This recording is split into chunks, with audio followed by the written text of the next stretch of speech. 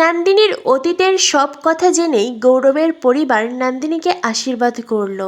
তাদের কথাবার্তা শুনে খুব ভালো পরিবার মনে হলেও রহস্যের গন্ধ পেল বলরাম। কারণ এই বিয়ের ঘটকালি করেছে কর্ণ চ্যাটার্জি। কর্ণ চ্যাটার্জি যেই ছেলেকে নন্দিনীর জন্য নির্বাচন করেছে সে সত্যিই ভালো হবে তো? বন্ধুরা, পরশুরাম ধারাবাহিকের আজকের পর্বে দেখানো হয়েছে বিজিতকে মুখার্জি বাড়িতে দেখে খুব রেগে যায় পরশুরাম।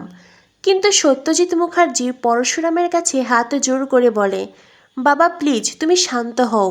আয়ুষী ছোট মানুষ, অন্তত ওর সুখের কথা ভেবে ওর মুখের দিকে তাকিয়ে পুরো বিষয়টা মেনে নাও। তাছাড়া তুমি তো আমার নিজের ছেলের মতো, বলো। তুমি যদি আমার সমস্যাগুলো না বোঝো তো আর কে বুঝবে? শ্বশুর মশাইয়ের কথায় আশ্বস্ত হয়ে পরশুরাম কোনোভাবে নিজেকে সামলে নেয়।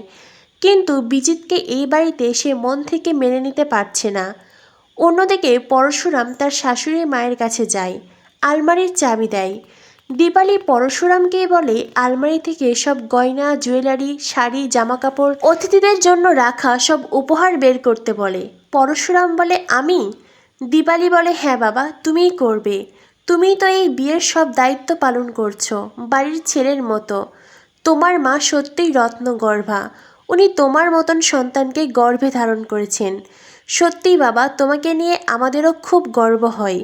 এই বাড়ির এই পরিবারের লোকজনেরা কেন যে তোমাকে বোঝে না? অবশ্য আমার স্বামী এখন তোমাকে বোঝেন।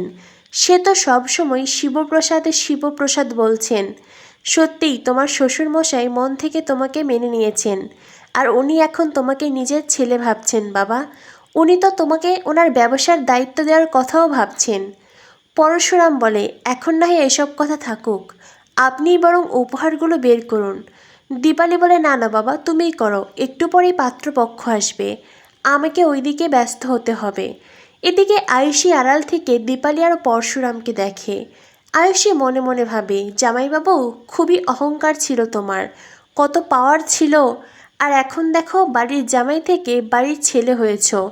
আলমারি থেকে উপহার বের করছো, বিয়ের সব দায়িত্ব নিয়েছো, আর এইবার মুখার্জি পরিবারের ব্যবসার দায়িত্ব নেবে। দু পয়সা যোগ্যতা নেই তোমার, অথচ তুমি মুখার্জি পরিবারের ব্যবসার দায়িত্ব নেবে। কী আর করার, এই সব কিছুই তো মুখার্জি পরিবারের পরিকল্পনা অনুযায়ী হচ্ছে। যেই পরিকল্পনার এক অংশ বিজিত, আরেক অংশ কর্ণ চ্যাটার্জি। সত্যজিৎ মুখার্জিও হয়তো এই পরিকল্পনার মূল অংশ। এদিকে দেখানো হয় পরশুরামের মনেও খটকা লেগেছে। হঠাৎ করেই পরিবারের সবাই এতটা ভালো হয়ে গেল কি করে? এটা কি সত্যি কাকতালীয়, নাকি এর পেছনে রয়েছে অন্য কোনো উদ্দেশ্য? এদিকে শঙ্খধ্বনি শব্দে তটিনীর মা যায় পাত্রপক্ষকে বরণ করতে। পরশুরামও উপহার নিয়ে নিচে নামে। এরপরে পাত্রপক্ষের সাথে মুখার্জি পরিবারের সবার আলাপ হয়। পাত্রপক্ষের কথা শুনে বেশ ভদ্রলোক, ভালো পরিবারই মনে হয়। যদিও পাত্রের কাকি একটু চ্যাটাং চ্যাটাং কথা বলছেন, তবে পাত্রের মা বাবা খুব ভালো। আপাতত দৃষ্টিতে তাদেরকে দেখে খুব ভদ্র পরিবার মনে হচ্ছে।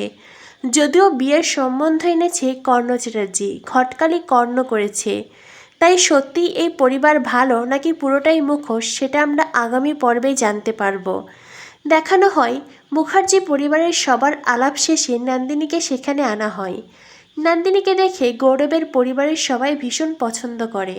নন্দিনী উকিল জানার পরে গৌরবের কাকিমণি খানিকটা নাক কুঁচকে বলেন, মেয়ে উকিল?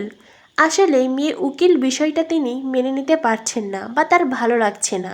তবে গৌরবের মা বাবা নন্দিনীকে ইতিমধ্যেই বৌমা ডাকতে শুরু করেছেন, কারণ তাদের নন্দিনীকে খুব পছন্দ হয়েছে।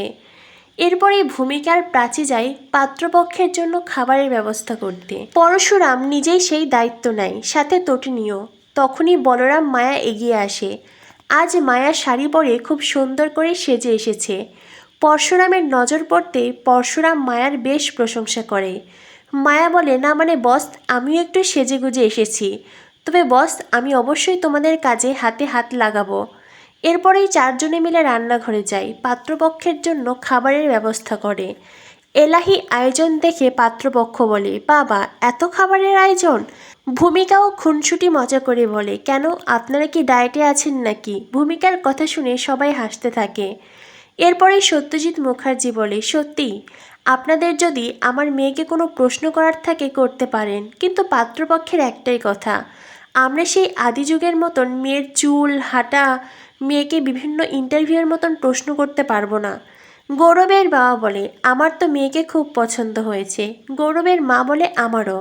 গৌরবের বাবা বলেন, তবে আমরা কেন দেরি করছি? এবার মেয়েকে আশীর্বাদ করলেই তো পারি। অযথা মেয়েকে অস্বস্তিতে রেখেছি আমরা। এরপরেই তটিনী আসন পেতে দেয়। গৌরবের বাবা নন্দিনীকে আশীর্বাদ করতেই যাবে, তখনই নন্দিনী গৌরবের বাবাকে থামিয়ে দেয়। নন্দিনীর কথা শুনে সবাই অবাক হয়ে যায়। নন্দিনী বলে, আমাকে আশীর্বাদ করার আগে আমার একটা কথা আছে। আমার জীবনের একটি অতীত আছে, যেই অতীত আমি আপনাদেরকে বলতে চাই। আমার আগেও একবার বিয়ে হয়েছিল। এটা শুনে গৌরবের কাকাই বলে, কি? তার মানে কি তুমি ডিভোর্সি? আসলে গৌরবের কাকার কাকিমণি নন্দিনীর অতীতের ব্যাপারে কিছুই জানত না, তাই নন্দিনীর অতীতের কথা শুনে তারা ভীষণ অবাক হয়েছেন। তখনই নন্দিনী বলে, না, আমি ডিভোর্সি নই। বিয়ের পরে বিদায়ের পথেই আমার বরের অ্যাক্সিডেন্ট হয়, আর সেখানেই তারপরে আমার শ্বশুরবাড়ি আমাকে আর অ্যাকসেপ্ট করেনি। আমার অবস্থান হয়েছে এই বাড়িতে। গৌরবের মা বাবা বলে, আমরা তোমার অতীত সম্পর্কে জানি মা, সবটা জেনেই আমরা তোমাকে দেখতে এসেছি। আর গৌরবও তোমার অতীত সম্পর্কে জেনেই তোমাকে বিয়ে করতে রাজি হয়েছে। তুমি যদি স্ত্রীর দায়িত্ব কর্তব্য পালন করতে পারো, আমার ছেলেকে ভালোবাসতে পারো, সংসারের যোগ্য বউ হতে পারো, তবে তোমাকে গ্রহণ করতে আমাদের কারোরই কোনো আপত্তি নেই, আমাদের ছেলেরও কোনো আপত্তি নেই। সত্যজিৎ মুখার্জি বলে, সত্যি আপনাদের ছেলেকে নিয়ে খুব গর্ব হচ্ছে। এমনকি দীপালিও বলে, আপনাদের ছেলের প্রতি আমার অনেক আশীর্বাদ রইল। তটিনী বলে, আপনাদের ছেলে যোগ্য পুরুষের মতোই কথা বলেছে। আমার দিদির সংসারী, ও খুব ভালো মনের মানুষ। আপনাদের পরিবারে গেলে আপনাদের পরিবারের সবাইকে সে সুখে রাখবে, ভালো রাখবে। আমার দিদির যেমন রূপ তেমন গুণও আছে। এরপরে গৌরবের পরিবার হাসি মুখে নন্দিনীকে আশীর্বাদ করে। আগামী পর্বে বলরাম কৌশলে গৌরবের বাবার সাথে কথা বলে, তার পরিচয় জানে, আর সেই সাথে জানতে চেষ্টা করে এই বিয়ের ঘটকালি কে করেছে। বলরাম জানতে পারে এই বিয়ের ঘটকালি করেছে কর্ণ। তারপর থেকেই বলরামের মনে সন্দেহ জাগে, সবাইকে যে এত ভালো দেখছে, আসলেই কি এই মানুষগুলো এতটাই ভালো, নাকি সবটাই মুখোশ? বলরাম পরশুরামকে বলে, যে বিয়ের ঘটক কিনা কর্ণ চ্যাটার্জি, সেই ছেলে কি সত্যিই সুপাত্র, নাকি পরে কুমিরের রূপ নেবে? বলরামের কথা শুনে পরশুরামও খুব চিন্তায় পড়ে যায়।